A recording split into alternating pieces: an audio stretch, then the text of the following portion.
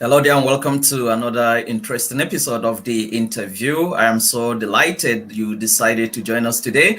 Today I'm so delighted to have Hob Dauda Gaina, who is a very close friend of mine, and he does a lot of things, and we'll have a very interesting and wonderful conversation, never a dull moment with Hob, also known as the Counsellor. So let me go ahead and introduce my guest even as we start this wonderful conversation. Hob Dauda Gaina is a pastor, a certified marriage counselor and family counselor. He is a coach, a youth mentor, and also an author of several books. He is currently a pastor with the Evangelical Church Winning All, and he is, located in Adamawa State, Nigeria. I'm so delighted to have you, my friend, join me today for this wonderful conversation. Thank you very much, and God bless you. I'm glad for the privilege to be on this platform. Thank you very much. I'm in Taraba State, not Adamawa. Taraba State.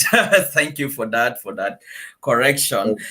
So I want us to dive in to go into the discussion.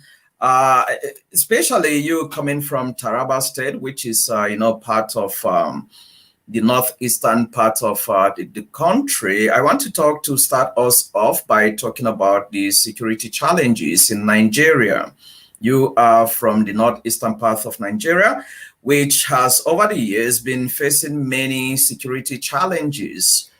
From your personal experience as someone who is an indigene of this region, lived there and worked there, do you mind sharing some of your personal experiences or observations about what has been going on in this region, especially as it has to do with security challenges? Okay. Thank you very much once again. We all know the subject of security is not a news, it's not something new. And for everyone living in the northeastern part of Nigeria, we know that it has been a very sad experience. From tribal clash to religious clash, that has been a serious challenge. Of recent time, Taraba has been thrown, Taraba basically, Taraba has been thrown into so many challenges. There is the challenge between herdsmen and farmers clash, whereby most of our farmers have been dislodged from their home base, and we've lost quite a number of churches. And a lot of things are happening. We have more people that are living in IDP camps up till this day, and it is quite challenging. Personally, for me, the local assembly where I pastor, there was a point in time where the church was overburdened because a lot of our members who are staying in the villages could no longer stay back home. They were chased out of their homes. They migrated to the urban city. So it became a burden catching for their needs, spiritual needs, physical needs, providing shelter for them. It became much a burden for the church. And for me individually, I have to say this, that as a counselor, the challenges in the Northeast have resulted to a lot of mental health issues. A lot of mental health issues. People are struggling with anger, people are struggling with depression, anxieties all over the place, and a lot is happening that we are trusting God to give us a live out of it. Personally, I would say that it reached a point whereby I could not travel to my village because of the security challenges, and that was something very serious. Business has been crumbled. Church people, in fact, as Christians, it has reached a point whereby people are beginning to question their belief in God. That you come to preach and tell people that, hey, our God is the mighty God in battle. Our God is the rock of Sharon. He's a defender. He's a protector. And they are asking, where is this God? When these marauders, when these invaders will come to our villages, they maim us, they kill us, they rape us, destroy our houses, destroy our family. Where is the God?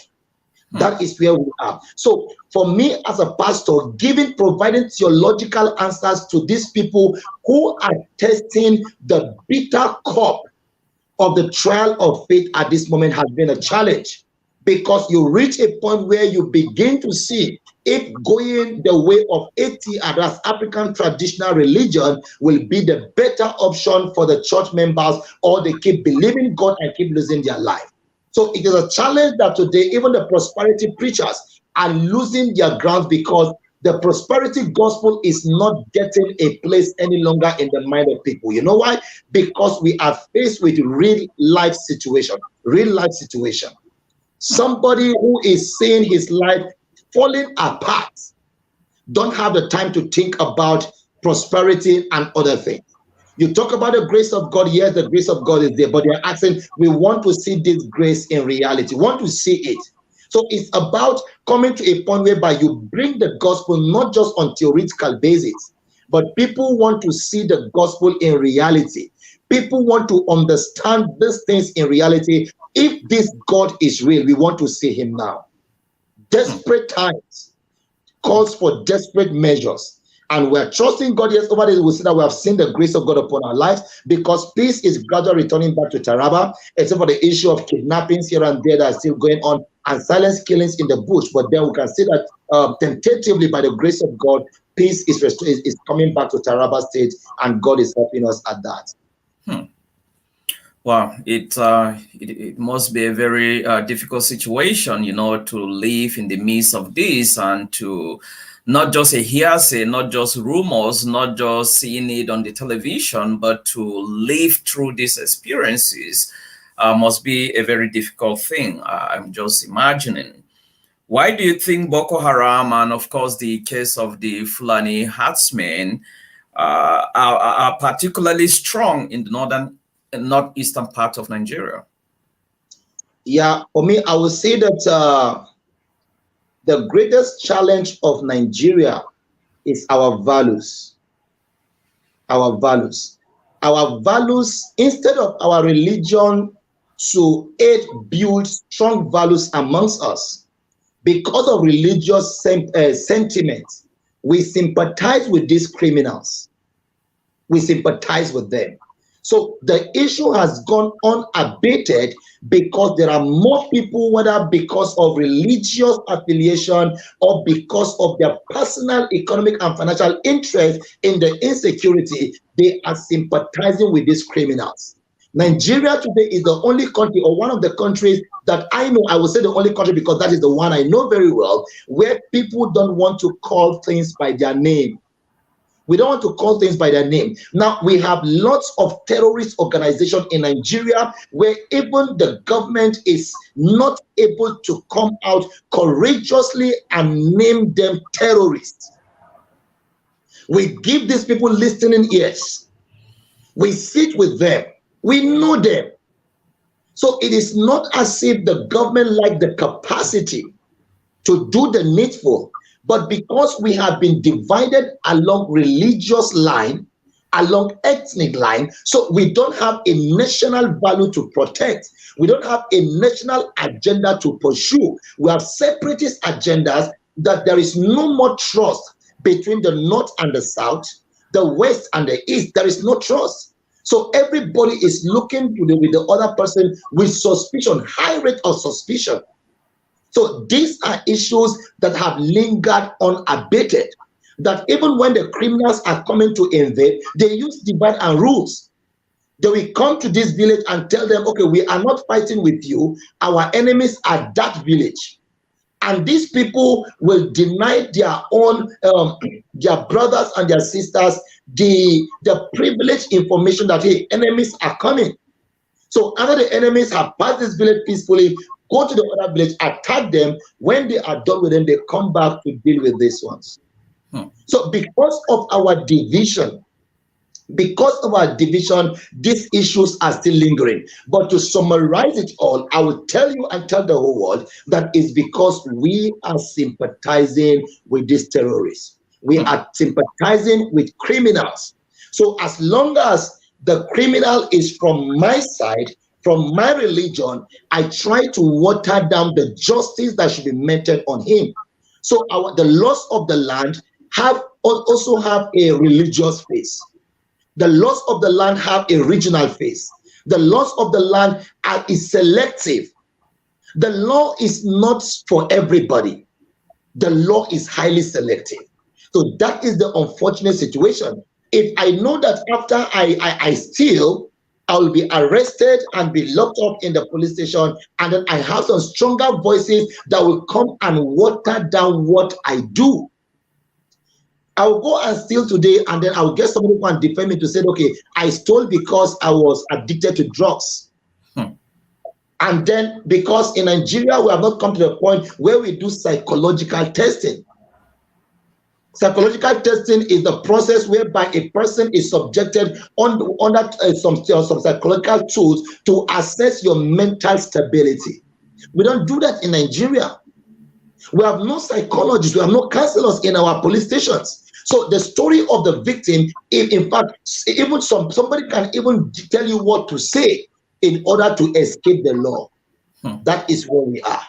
So for me, I would say that the reason why these things keep going on is because we sympathize with the criminals, and then we are not ready to put aside our religious biases, our regional biases, to deal with our sentiment. For us, we have forgotten in Nigeria. Nigeria has forgotten that we are first humans before our tribal and religious affiliation. We have forgotten that.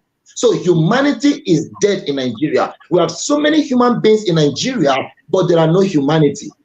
On the basis of population, we will say that we are the largest, we are the most populous black nation in Africa, isn't it?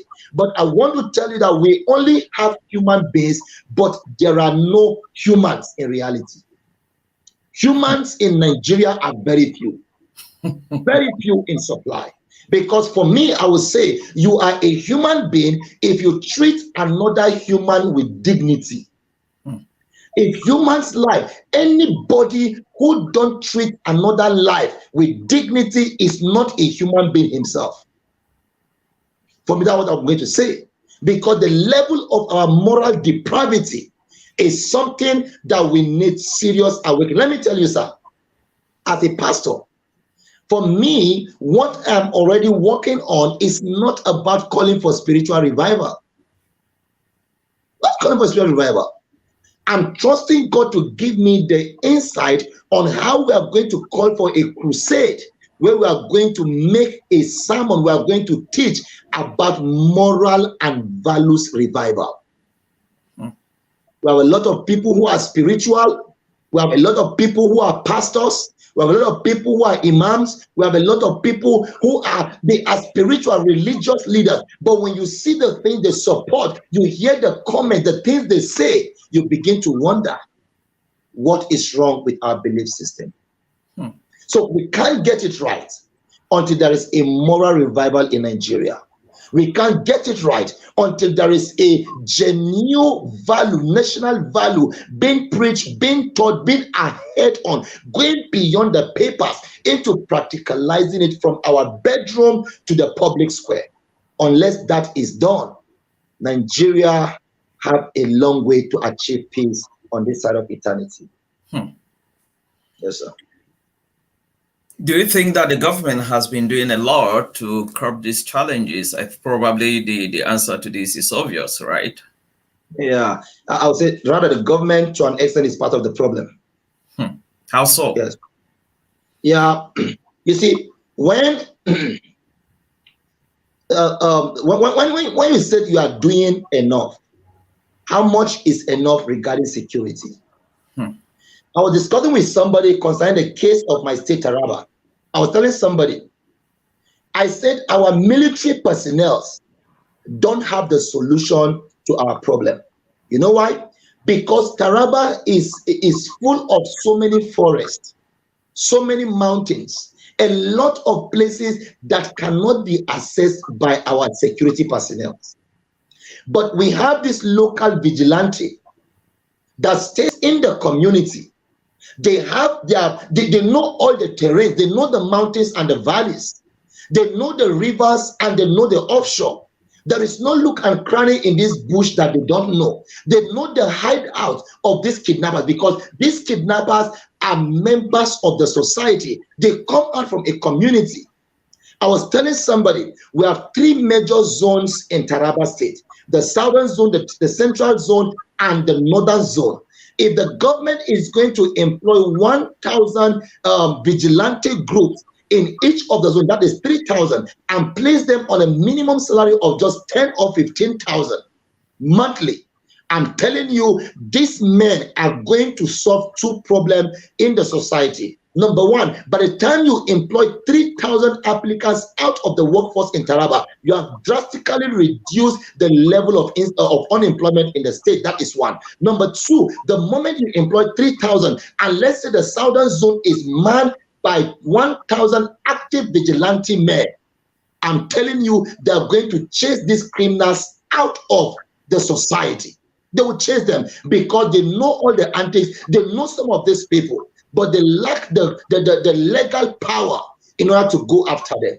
So for me, I would say the government is trying, but the government have not done enough.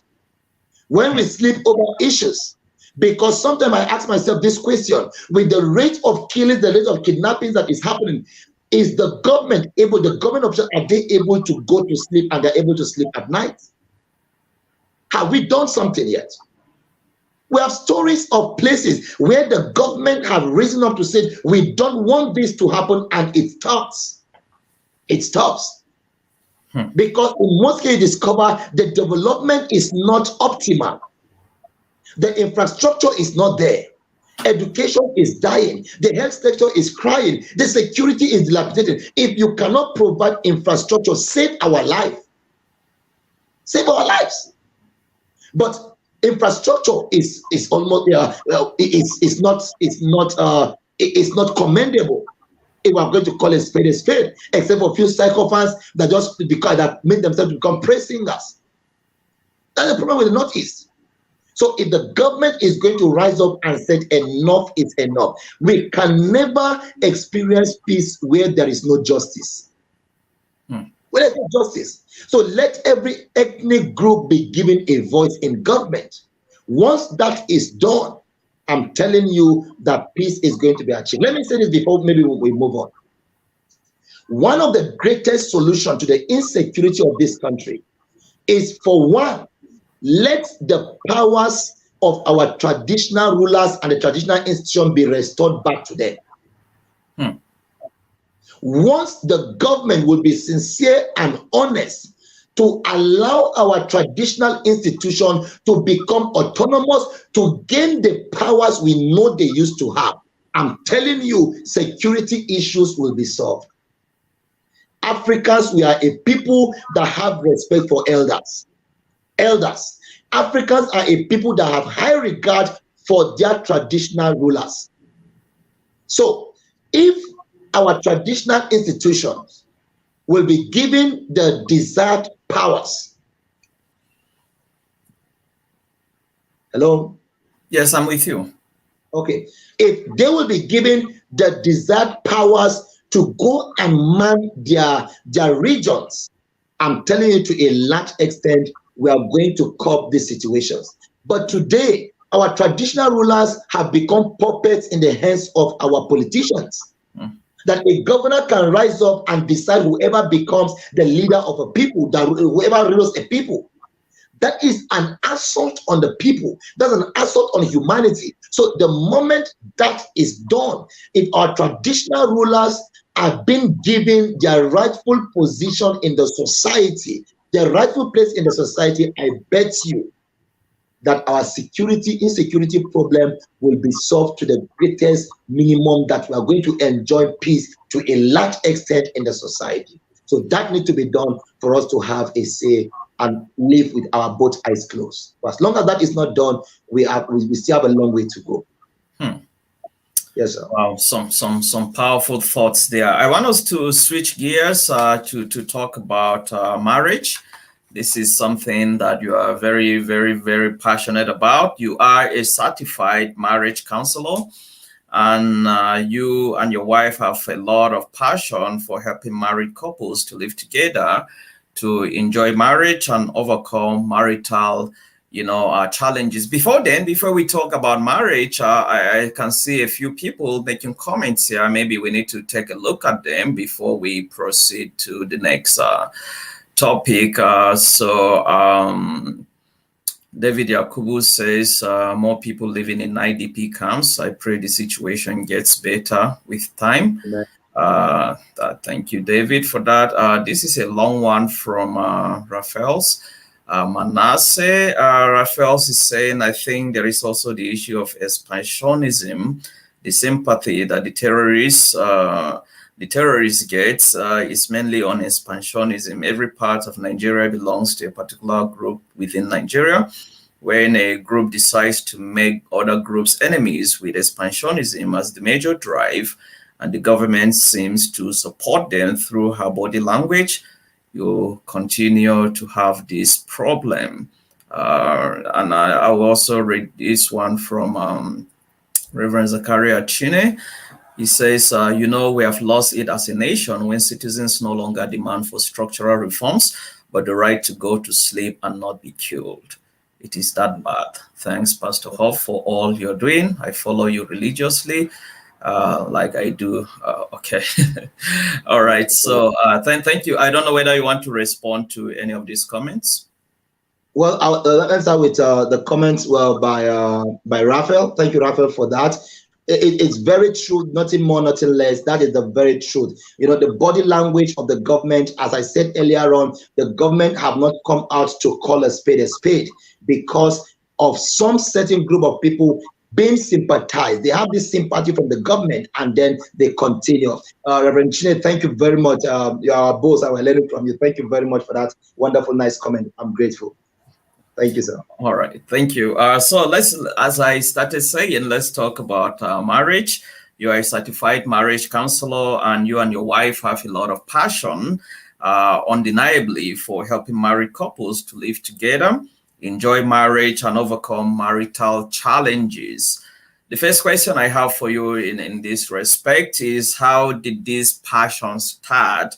Did you always have this passion, or something significant happen that made you develop this passion for marriage and counseling and, the marriage institution as a whole? Okay, thank you very much for that. That is a very interesting topic I always want to talk about. For us as a family, personally, starting from me, somebody once asked me, how did I get all of these experiences I'm sharing? I will be 10 years in marriage by next year, God's willing.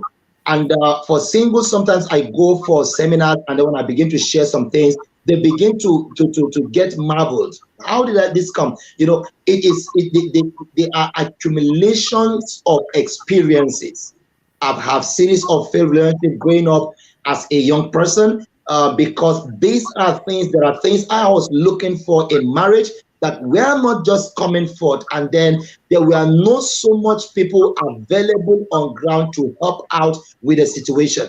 Now, as an individual, I know that when I failed sometimes in life, I was judged, I was a kind of castigated, I was tongue-lashed and all of those things. And then I begin to see that a lot of young people are growing up, rising and falling. One, the society is not structured to be deliberate and intentional about mentoring and coaching.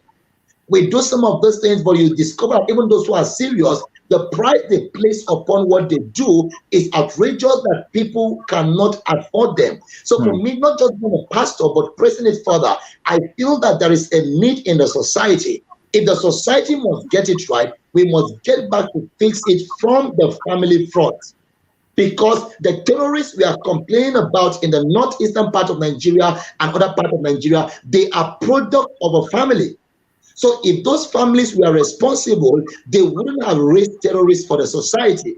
Because no addition, without any iota of doubt or trying to say it other way, if families are responsive and responsible and intentional about the build-up of the moral system of the family, I'm telling you that we're not going to have much number of terrorists in the society as we do today. So the failure of the society is the failure of the family. And if we are going to get it right, we must come back and reassess the family structure. We must come back to reassess how are we living at the family front. Because as long as we are not able to get it right at the family front, the society cannot be better. The corrupt politician out there is coming from a family. The armed robber out there is from a family. The kidnapper is from a family. No, just count it. All the crimes in the society, these are product and members of the family. So if the family get it right, then we have to understand that we can also get it right. But if the family system fails, let me just act with the words of one of the greatest men I've followed over years, the man of blessed memory, Ravi Zacharias. Now, Ravi Zacharias says that the family is the microcosm of the society. Once the family collapses, history is destroyed. So the family must be given every attention needed. So for me, observing the failure in the church and society and then diagnosing the problem back to the family is what gives me the interest into family issues, and not just standing on the issue of having the passion, but going further to a kind of equip myself to get trainings, to get certified, to make sure that I go beyond passion.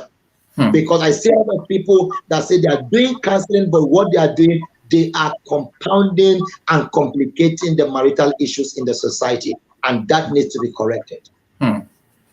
Yes. I'm sure that from your work and experience, working with married people and also single people that are planning to get married, you can attest that many marriages seem to be crumbling in our time than in any time in the history of the world.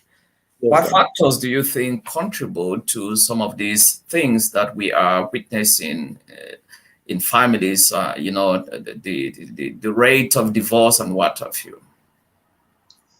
Yeah, for me, I would say number one, we are living in a generation that has murdered commitments. We have murdered commitments. Commitment is dead. We are not committed to anything. If someone, like the book of Judges rightly said, that another generation arose that does not know God. So we are living in a generation where people are even scared of making commitments. Making commitment to one thing is a problem today. So when you discover that from our conversations, our body languages, our attitude, we are not committed to one God. We are not committed to one God, so we find it difficult to be committed to one husband or one wife. We find it difficult to be committed to one church. We find it difficult to be committed to one political party. We find it difficult to be committed to one institution. So you discover that the problem is not just in marriage, but it is a kind of something, is a kind of a pandemic that is eating and ravaging the society, whereby we are not committed to nothing. So lack of commitment is there. Because we are not committed to God, we can't be committed to anything else. So lack of commitment has become a major goal and a major source of this. And then number two, I would say that there is this family disintegration. Our families are disintegrating. There is this divide. There is no harmony. You see, I told somebody the other day that the fact that I am present doesn't mean I'm with you. Are we together? Yes, because my screen is frozen, so I'm trying to be sure if we are. Yes, sure. I'm with you. Okay. Now, you see, I told somebody that the fact that I'm present doesn't mean I'm with you. And that is the situation with most families. There are a lot of fathers that are present, but they are not with the family. In fact, in my next episode on Thursday, one of the things I'll be sharing is how to win back a lost spouse. A lot of spouses are lost. Even though they are living under the same roof, they sleep in the same house, but one party is lost, is far gone, it is nowhere close to the family. That is an issue in the society. We must come to a point where we understand some of these things, because our families are not together. Children are left alone. A lot of people getting married today, young people getting married today, they were not raised by nobody. Nobody raised them. They were neither raised by the father or by a mother. They just grew up in the society. They just grew up. Now, growth is natural, but development is something intentional. So a lot of young people in the society, they grow up, they were not raised. They were not raised by anybody. They just see themselves growing up, and today they are matured, and the parents feel that, okay, just get married, and then up they go to the altar to take a wife. So somebody who was not raised, Because the first place, the first institution that teach us all about love and marriage is the family of your origin. So the way your father loved his wife, your mother, have a way of the cycle repeating itself in your life, except if you become in, then you say no to certain things and you correct them. So unfortunately, a lot of young people growing up today, they have no idea. They learn marriage from Nollywood, from Bollywood, from all the wood, and they forget that most of these movies we watch, they are acting. I was telling somebody, okay, I was preaching in a wedding one day, and I said that it is easy to act marriage. It's easy to act marriage than to live in marriage. So a lot of our celebrities, they are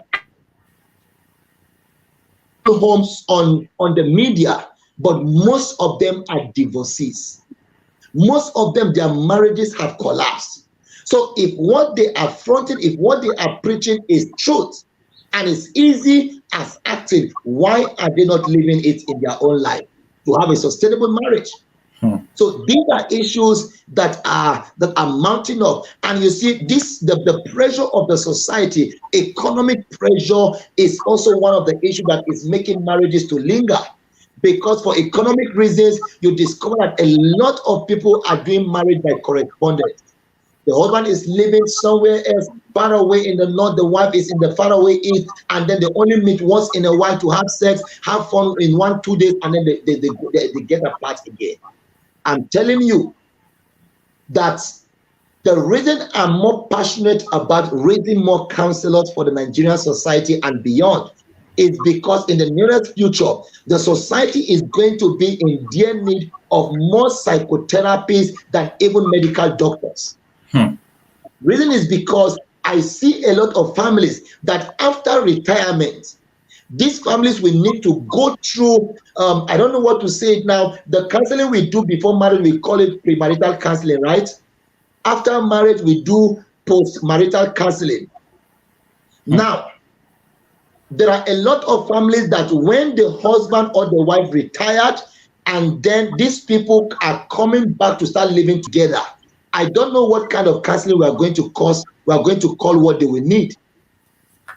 Because if the man have lived all his life moving from one state to the other, from one state to the other, the wife is somewhere with the children, she don't even know the husband. I'm telling you that a lot of people that are scared of their retirement, because coming back to come and start living together as husband and wife is a task that they're not ready to face. So I don't know what kind of counseling we are going to call that, but invariably that such people are going to need a lot of counseling to learn how to live again together. And because of this, a lot of people are going to die after retirement. Soon after retirement, many people are going to die, not because of finances, but because they cannot live. They have not learned how to live together. The woman is used to living her life apart from the husband. The husband is used to living his life apart from his wife. Coming together at old age, starting that kind of life will become a major challenge. So the economic situation, mounting pressure on the family, on the marriage, is one of the reasons why a lot of people are breaking apart. I was discussing with a police officer. Okay, one was a police officer, the other is an immigration officer, and they were all complaining about the same thing. That some of these their boys, somebody will have a wife in Jalingo, transfer him to Yola. He will go to Yola, leave his family in Jalingo. The moment he gets to Yola, after 1 week, 2 weeks, he will start another family in Yola. Transferring to Maiduguri, after 2 weeks, he starts another family in Maiduguri. One person is having about 3-4 different families in different stations, different states. That is where we are heading to. So we must come to a point where we become intentional. If it means that the wife should resign her job to go with the husband, will the husband be responsible financially to take care of this wife and her children? Because of that, we have sacrificed the marital institution on the altar of our job, on the altar of economy, on the altar of so many things. So today we just get married for fun, but a lot of people are not ready to actually live the marital life. That's where we are. And then let me also add to say our religious institutions are not helping matters. They are not helping matters. A lot of marriages are becoming complex because as a counselor, as a professional counselor, a lot of marriages have been damaged by pastors and other religious leaders have been brought to me for correction. Why are our pastors failing? Is because one, a lot of pastors are having shaky families. A lot of pastors, their families are shaking. So a man whose roof is leaking cannot help another patch his own roof. It's not possible. So the Hausa man will say that in don't put on a maganin zawi wa cancer. That's what we are. So a lot of pastors have not been raised to love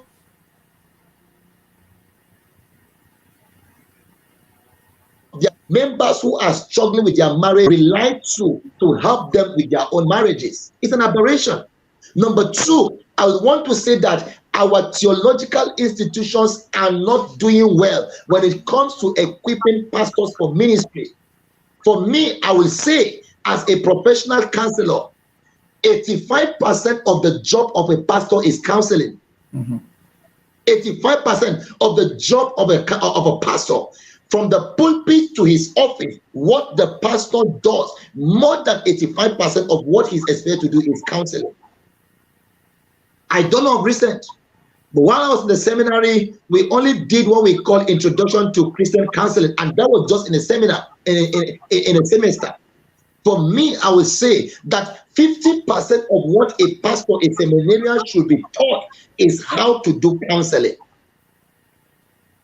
Because the moment they call somebody a pastor, he sees himself as though he's equipped, he's prepared, he's ready to face some of these issues. The issues that are being faced in the society today, they go beyond just having passion for counseling. They go beyond that just because I'm a pastor, I can counsel. No, sir. There is more to that. I know there are pastors doing a lot of work, but one of the problems we have in Nigeria is that the reason why marriages are still failing is because issues that require wisdom in counseling are being spiritualized. We spiritualize over almost everything. A woman will make her pastor, my husband is womanizing, and what go on a 3-day prayer and fasting. I'm not downplaying the power of fasting, but hey, there are issues that God has answered already because we are not robots. God has given us wisdom. God, in fact, the Bible says in the book of Proverbs that by the multitude of counsel you can wage a war.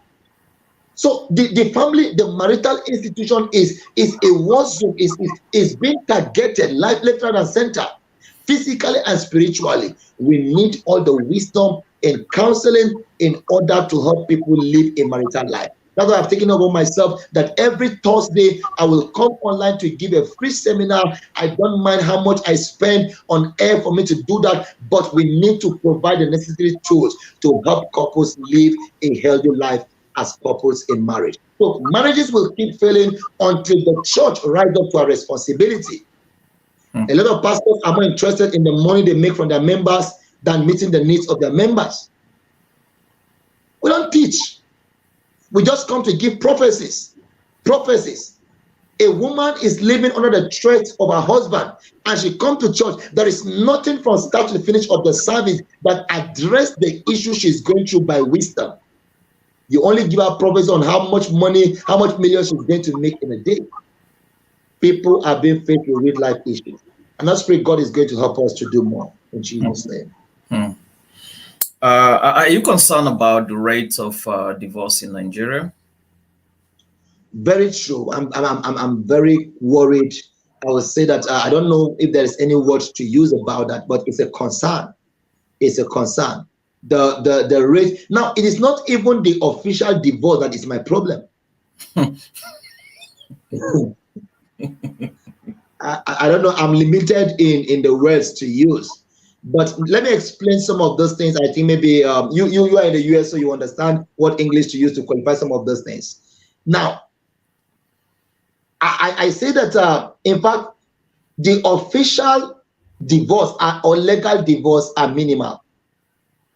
There are unofficial, unannounced divorce. They are more. A lot of couples are divorced, but they are just living together. They are not married. An elder is in church. Because of his position of eldership in the church, he can't just tell everybody, I have issues in my marriage. So though he stays with the wife, but she's not his wife. She's living in a different other room, and the parlor has become a common room that brings them together like students living in a hostel. So the issue of divorce, the rate of divorce is alarming. Let me tell you, even a lot of pastors are no longer married. They are only staying under the same room with their wives, but they are no longer married. They're no longer married. So for me, it's a major challenge, because I listened to a sermon of recent. Somebody was preaching about marriage. It was a wedding. And when I listened to the man preaching, my heart bled, because some of the doctrine, some of the theology he was selling out to men, it is a time bomb. It is poisonous. It is erroneous. But how can you correct your senior colleague in ministry? Hundreds of people listen to such kind of things. And then I begin to ask the question, if these are the kind of theology, these are the kind of opinion, these are the kind of positions that we sell. Now, you see, there is something about teaching. You can't give what you don't have. And in most cases, our theology is influenced grossly by our practical experience, our day-to-day experience. So the things I bring front in my teaching on marriage is largely influenced by my marital experience. So if I have my cultural, religious, and academic biases, definitely I'm not going to be just. I'm not going to be objective when it comes to the issue of marriage, when it regards to women or husband or wives and all of those things. So these are serious issues that I'm trusting God are going to help us on how to address them. Let me ask you a question that may be tricky. Feel free to just tell me what you think. Still talking about the rate of divorce. Just like you talked about, putting aside academic and, whatever, religious, spiritual, whatever sentiments. Yes, sir. Do you support divorce for any reason?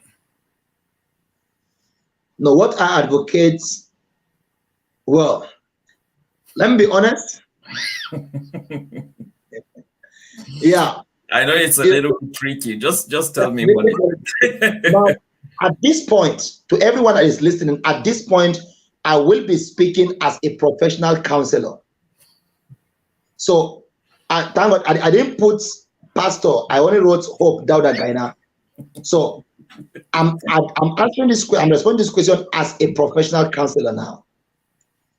There are situations where if the issue is life-threatening and then the parties, the situation become unreconcilable, divorce may become an option.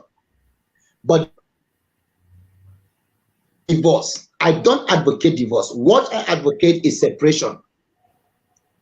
I've advocated separation severally. And most people who heed to my diagnosis or my prescription or my counsel to separate for a while separation is given, I continue to work on both parties until they see the need to come back together and cut the marriage. So for me, I would say that separation will be a better option than divorce, because we know that as Christians, that the scripture have told us that God is not happy with divorce for whatever reason. But I'm telling you, with the things that are coming, we are not going to bend scriptures, but we are going to tell people if the life of one party is under threat, we are going to advocate that there be a separation, because there are a lot of people with mental health issues. A lot of people with mental health issues, issue of anger, depression, anxiety, a lot of mental health issues are there. So if we do not become intentional about some of this issue, the rate of murder is going to become of an increase in the society. So for me, I will advocate more of separation than divorce. So given a situation, the scenario you just painted, if the life of another person is being threatened, you will say, to summarize you or to paraphrase what you said concerning whether there should be situations where divorce should be advocated, is divorce is a better option than murder, right? Yeah. Okay. All right. And it is better to be a divorcee than to be dead. Yes. Or than to be a murderer, right? Either to be a murderer or to be dead. Because it's in two ways. One person can be the murderer and end up in jail, and another person is going to be dead. Because if the husband feels the one is not useful to him and want to kill her, this lady has parents and she has relations that they feel she is still important to them. So they will prepare to have their daughter with them who doesn't have a husband, that will have her 6 feet under the ground. And some of these things are actually happening. There are people that go to that extent of murder, right? Definitely, yes. I want to piggyback on what you said concerning, separation as an option instead of divorce. Doesn't separation sometimes lead to divorce? Well, the motive and the intent, that is what we call goal setting in counseling. You set goals. You explain to the partners. Now, I keep telling people, never you give up on anybody on earth. Mm-hmm. Don't give up on anybody. God is not done with any one of us. The reason why we will not opt for divorce is because God is not done with any of us. I've seen people that actually went to court, got divorced, but after a few months, they came back together. It happens. So the reason we are opting for separation is to keep the window of hope open, to keep the possibility that things can still work out. While they are separated, okay, you are separating from each other. It's not as if you will not you set the game for them. You give them what to do. You follow them up. You work with them. You keep talking with both of them. Definitely, because it takes two to tangle. So if one person is proven, it's really adamant to the possibility of reconciliation by prayers, by talking, you keep working on the person, and God still works. The heart of the king is the hands of the Lord. He turns to whatever direction he wants to. So as with prayers, with counsel, with negotiation, because today I tell people, if you are going to succeed as a couple in marriage, you need to learn the art of negotiation. For me, marriage is about negotiation. So some of those things, once that is done, you keep talking to the two parties and until they come to a point where God opened their eyes to understand. Let me give a scenario. I was handling an issue of recent, even though they are not yet married, but the lady felt this guy is evil. They are dated for 2 years. She don't like this guy again. She's not ready to marry him. He says he's not going to marry her. And then I asked them to part ways. If your relationship is not working, part ways. You're not yet married, part ways. Now, but one thing I told them is that while you are parting, don't rush into another relationship. Don't rush into another relationship because you are not yet healed emotionally. You may rush into replacing this person with another and only end up that you are still in love with this person. Now, on their individual sections with me, I begin to ask them individually, both of them individually, they say they still love each other. They are still in love. But, so for me, as a counselor, I need to work on the birth the questions they are having, the doubt they're having, the fear they're having towards each other, I have to work on it. The moment those doubts and those fears are shaded and this person becomes normal, bringing them back together becomes easier. So I've done that. There are couples that I asked them to separate. They separated for like 1-2 months, and then they came back together and they're living fine today. So it's possible, and it's the way to go. This is what Sarah Kabruk says, who I think, I suppose is also a professional counselor. She says you have answered the question about divorce tactically and professionally. So I think this is a fellow counselor like you, giving you that commendation. Very much. Reverend Chine says that, you know, what is also disturbing is that the church doesn't even let you know that or what your marital vows are and what they mean. We only let you recite them on the wedding day, and from the recitations, you know, the people we wait don't even know the words or what they mean, yet we want them to be committed to them, and I think that is quite true. Yeah, very true, very true. But please, let me just take a look from what Reverend Chine just said. Are we together? Yes, sir. Please go ahead. Yeah. Now, I have about between now and June, there are about 5 intending couples in my church. You call people for premarital counseling classes, they come because it's a duty for them, not because they want to learn. And I've seen out of these things, I've seen those that are heading for the rock bottom. They're going to crash. But you know what? Because they are adamant, they just feel we know it all. All the church will, who has the time? The church will just do it with formalities and just push them to get married and don't let them go. Now, but there is a turn in the society right now, and I'm glad with the awareness that is coming in the Nigerian society now. I have several couples in my list, that intending couples who have come and said, yes, Pastor, even though our church is organizing premarital counseling, we want to take a personal, our private personal counseling class with you as an individual.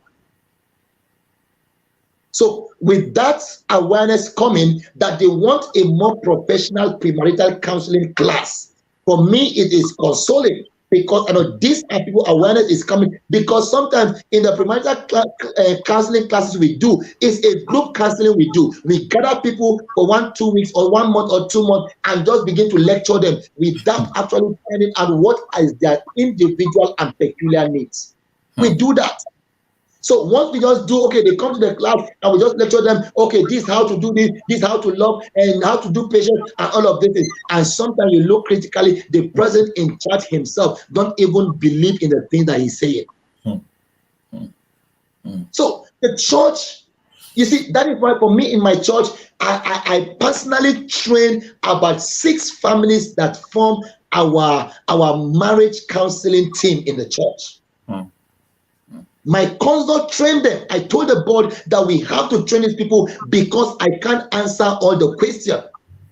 I can't do all the things.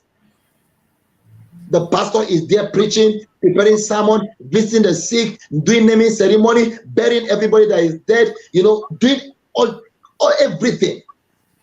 And the pastor have a family to take care of. Churches need to be intentional. And you see, one of my pain is that we have people who are too proud. They are so proud of themselves. Even if the church want to train some people, they are not ready for the training. And even sometimes pastors don't even see the need to invest in their marriage counseling team. So you discover that members don't have confidence in the marriage team of the church because these are not professional. They are not trained. How will I go and sit down before somebody is not a professional and begin to open up about the secret of my marriage? That's the last thing anybody wants to do. So for me, we started the Christian Marriage Academy, and we have trained people from between 2019 and date. We've trained about almost 150 counselors already. and few of them are doing quite well. They are doing good things in different areas. I'm excited. But the awareness for us to go for training is still very minimal. But I pray God is going to help the church. Yes, sir. How can married people enjoy marriage and overcome most of the difficulties that usually happen in marriage? Okay, one of the because of this question that arose about 2 years ago, I was in Potescombe in Yobe State. I went there for a program, marriage seminar with a revival program in a church. So with the same question kept coming from couples. I now discovered that whenever you see two people having a clash, basically there are two issues that they need to address. Number one is their personality, and then number two is their value system. Anywhere you see two people having a clash, it is not because they like each other, it's that their personality is clashing. They don't understand the differences in their personality. Let me say this to everyone who cares to listen, that I believe that most of us, we have had psychologists talk about opposite attract, right?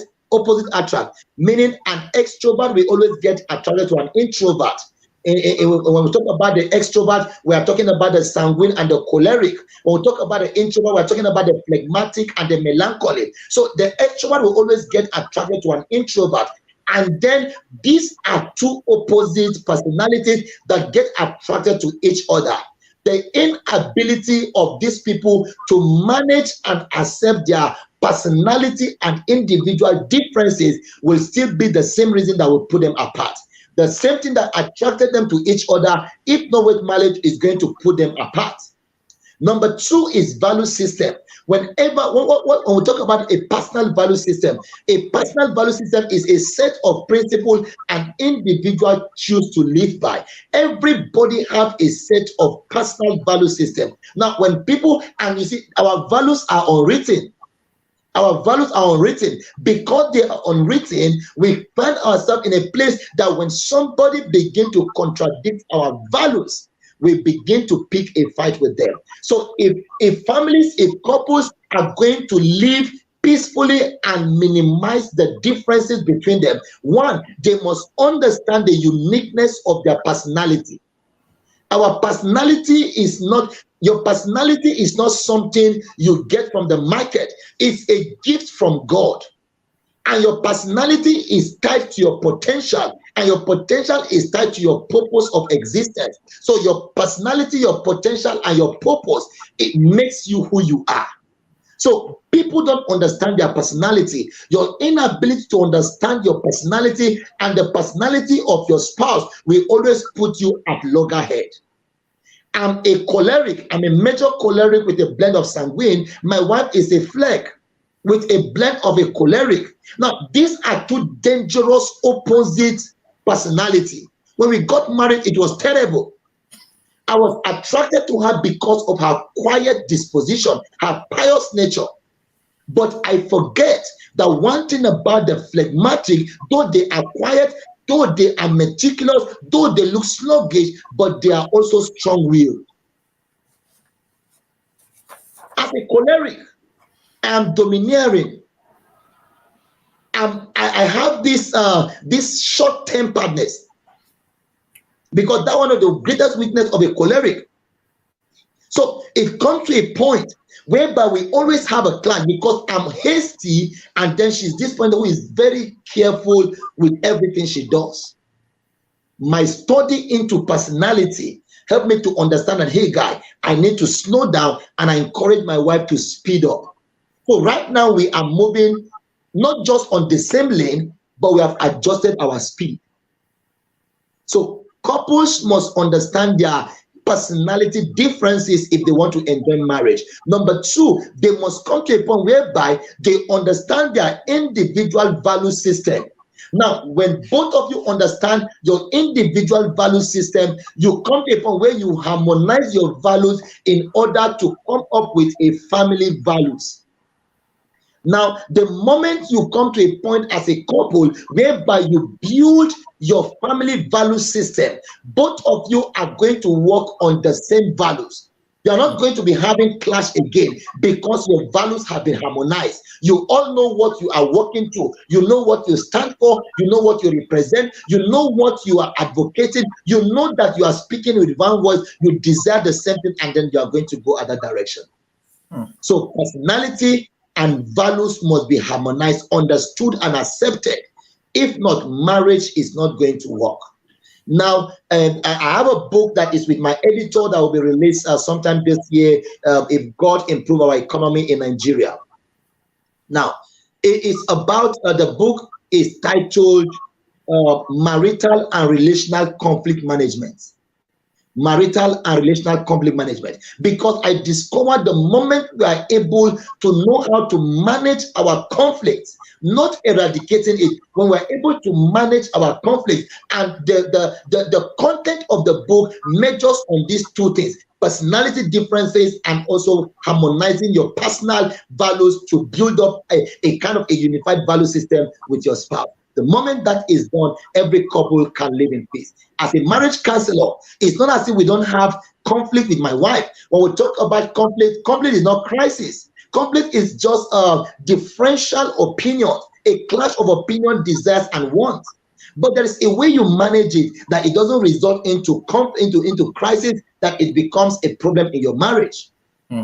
And then as you grow, as you mature in your relationship, you come to a point whereby your proficiency in conflict management will make conflict almost non-existent in your relationship.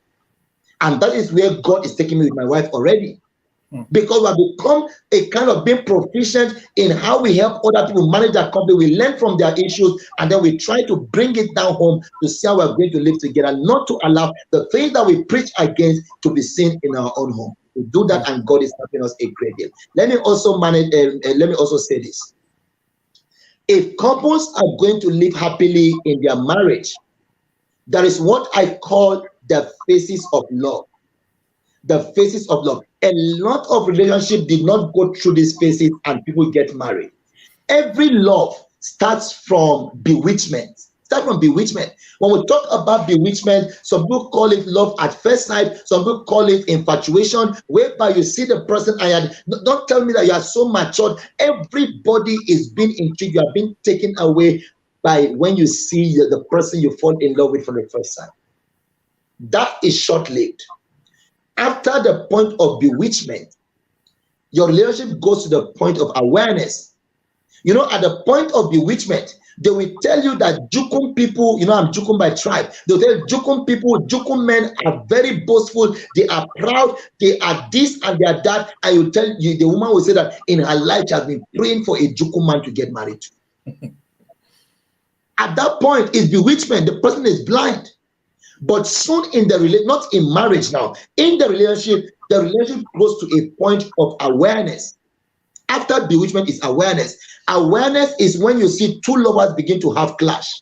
Unfortunately, a lot of pre and roadside counselors will ask intending couple to part ways that they are not compatible because they are having conflict. Who tell you? At the point of awareness, it's at that point whereby you begin to see all the ills, all the things in your couple, in your partner that you feel you are not comfortable with. Nobody is perfect. I'm not saying that in the range of sin. I'm talking that at the basis of our personality, because a lot of things that we reject about people is not their wrongdoing, it's the weaknesses of their personality. Because no matter how great a personality is, every personality has its strengths and its weaknesses. So what makes people look bad before others is that they project their weakness, the weakness of their personality, more than the strength of their personality. So what I teach when I'm doing personality re-engineering seminar, what I help people to do is to come to a point whereby you project intentionally the strength of your personality and minimize and control and work over the weaknesses of your personality. So the point of awareness, your eyes will be open to see the strength and the weakness of the person you are dating. Now, after awareness, you come to the point of decision making. You make a decision. Decision is that, yes, I know you are not perfect. I know you have this weakness. I know you have this strength. I know you have this deficiency, but I'm deciding to get married to you. Decision is not enough. The last phase before marriage is the phase of acceptance. Now you are bewitched. You become aware. You make a choice or you make a decision. Once you have made a decision, you have made a choice. Accept your choice. The reason you see people failing in marriage, people regretting their marriage, is because they have not come to the point whereby they accept the person they are married to. So once there is no acceptance, and I tell people, there is one person that cannot lie to you, that is your heart. And the Hausa man will say, "Abunda zuciya dauka jiki ba jin nauyinsa."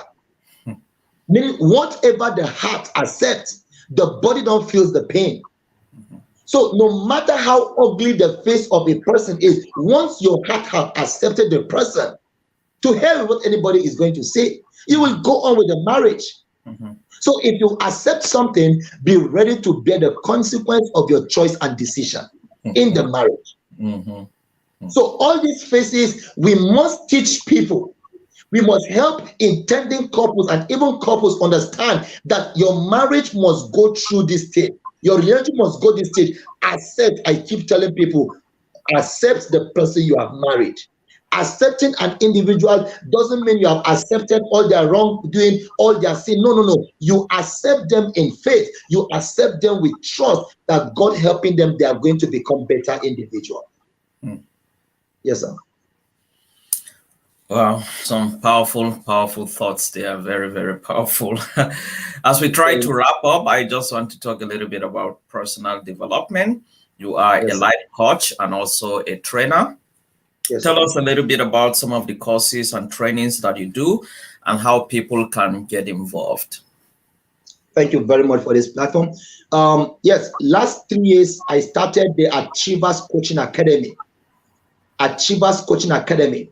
Reason is because the world is becoming more competitive and we have a lot of graduates that don't know nothing about life. So the coaching, the Achievers Coaching Academy is an academy that runs about 6 courses. I just want to have them handy now. The first thing we do is personality development, where we talk about temperament, because if you don't understand your personality, you can't function in anywhere. So after personality development, we talk about developing a value system, a personal value system. After value system, we talk about goal setting. After goal setting, we talk about problem-solving technique. After problem-solving technique, we talk about work ethics, how to become an ethical person in the market square.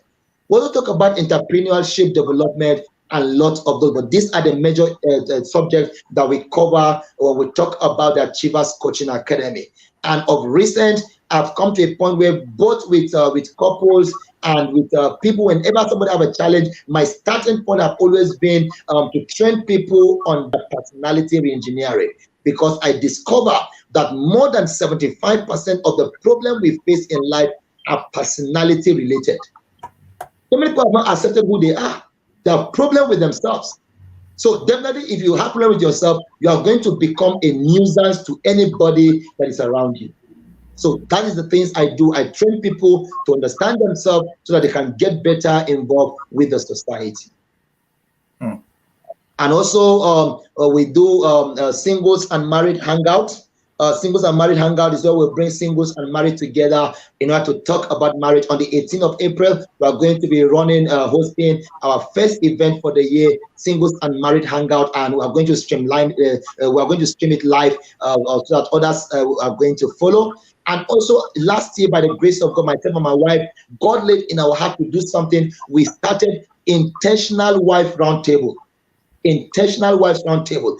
That meeting was a wow meeting. In fact, for me, it was the best meeting for the year last year. The Intentional Wives Roundtable is where I gathered purely is a woman conference. And I handled the event myself. I remember I talk about cracking the man's code. cracking the man's code. We have about over 200 women, married women in attendance, because everybody wants to know what is the code of men that we want to crack the code of men. And I was glad that at the end of the program of that event, women left with smiles on their faces because they got value for the time that they spent with us in that event. So by the grace of God, this year we are going to show, it's not going to be just because, so most men called me that when they went back home, they are discussing with their husband were saying that, why is it not intentional couples? So by the grace of God this year, it's no longer going to be intentional wives, but it's going to be intentional couples, because we want couples to have significant relationships. Your wife is sending her love, I guess. She's sending her, best wishes. He says, she's saying, well done, dear. And I just want to say, if you are watching this and you want to connect with Hope, he does a lot of things. Please, I encourage you to follow him on Facebook. This is, you can just type Hope Dauda Gaina. He has 2 accounts. One is Hope Dauda Gaina. The other one is, Hope Dauda or Hope Gaina, the Counsellor, or something like that. Please, I will encourage you to, look him up on Facebook, and he has a lot of values. How many books have you written? 4. How can people connect with you aside from social media? How can people connect with you? Do you have a website, or how do people get in touch with you for coaching and to attend some of these seminars, and to also get your books? Yes. My official page is Significant Marriage. Okay. Significant Marriage. Yes, just type Significant Marriage. You can follow me there.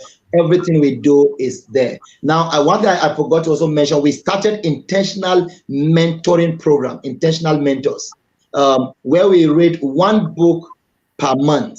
Like this month, we are reading, our mentor for the month is T.D. Jakes. We are reading his book, Crushing. So we read the book in a month and we meet for a review. So right now we have about close to, in the platform, we are about 40 people around Nigeria that are in the coaching, in the mentoring program. Because a lot of people are coming, hey, Hope, I want you to mentor me. I don't have the luxury of time. I don't have the capacity to do that. So I create this platform, and I have a very wonderful friend, a brother who is doing very wonderfully organizing the intentional mentoring program. My brother Celestine Pius. Pius is a banker, but Pius is one passionate person who is a reader, a mentor, and is doing a very great job. So we just started a group, and it's a public group on Facebook. We call it Intentional Mentors Diary Room. So you can get us there, and then we do a lot of things there. But officially on Significant Marriage, that is where we do a lot of things. I'm talking with my editor on how my books can become e-copies, and then they will be online for people to follow. My website is still on the process. We are not done yet, but on Facebook, my number is there. We can get talking and see how we're going to get in touch. It was so nice talking with you. You a lot of things. Never a dull moment with you. Thank you so much for all the things you're doing to improve society and to add value to people. I encourage you, if you are listening to this and you haven't hooked up with this brother, please do, because you will get a lot of value from there. Once again, thank you so much. Thank you very much, and God bless you. Thank you so much. Until I come your way next time with another interesting episode of The Interview. Bye for now. Thank you.